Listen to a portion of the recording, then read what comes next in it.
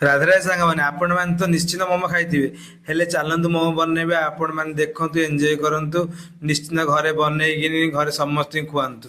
ଗୋଟେ ଜାଗାକୁ ଅଧ ତାଟିଆ ମଇଦା, ଲୁଣ, ଇଷ୍ଟକୁ ଦେଲେ କ'ଣ ହେବ ନା ଭଲ ଭାବରେ ସ୍ପଞ୍ଜି ଟାଇପ୍ର ମୋମୋଟା ଫୁଲିବ। ତାପରେ ପାଣି ଦେଇକି ଭଲ ଭାବରେ ଆମେ ଦଳିକି ଘୋରେଇକି କିଛି ସମୟ ପାଇଁ ରେଷ୍ଟରେ ଛାଡ଼ିଦେଲେ। କଢ଼େଇରେ ଆମର ତେଲ ଗରମ ହେଲାଣି। କଟା ରସୁଣ, କଦୁକସ କରି ରଖିଥିଲେ କୋବି, ଗାଜର, କ୍ୟାପ୍ସିକମ୍, ଲୁଣ, ଗୋଲମରିଚ ଗୁଣ୍ଡ, ସୋୟା ସସ୍, ଟମାଟୋ, ମ୍ୟାଗି ମସଲା ଦେଇ ଭଲ ଭାବରେ କଷିକି ରେଡ଼ି କରିଦେଲେ ଆମର ମସଲା। ମଇଦା ଗୁଳାଟାକୁ ଯେଉଁ ଘୋରେଇକି ରଖିଥିଲେ କିଛି ସମୟ ପାଇଁ, ଦେଖନ୍ତୁ ଭଲ ଭାବରେ ପୁରା ଦବି ଯାଉଛି ବା ନରମ ଭାବରେ।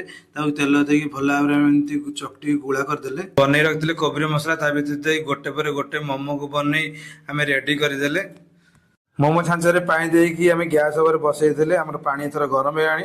ଗୋଟେ ପରେ ଗୋଟେ ମୋମୋକୁ ଦେଇ ଭଲ ଭାବରେ ଘୋରେଇକି ସିଝିବାକୁ ଛାଡ଼ିଦେଲେ। ଏଠି ଆମର ମୋମୋ ପୁରା ଭଲ ଭାବରେ ଫୁଲିକି ରେଡ଼ି ହେଇଯାଇଛି। ମିଓନିଜ୍, ଟମାଟୋ ସସ୍, ମୋମୋ ମସଲାକୁ ଦେଇ ରେଡ଼ି କରିଦେଲେ ଆମର ମୋମୋ। ଏମିତି ନିଶ୍ଚିନ୍ତ ଘରେ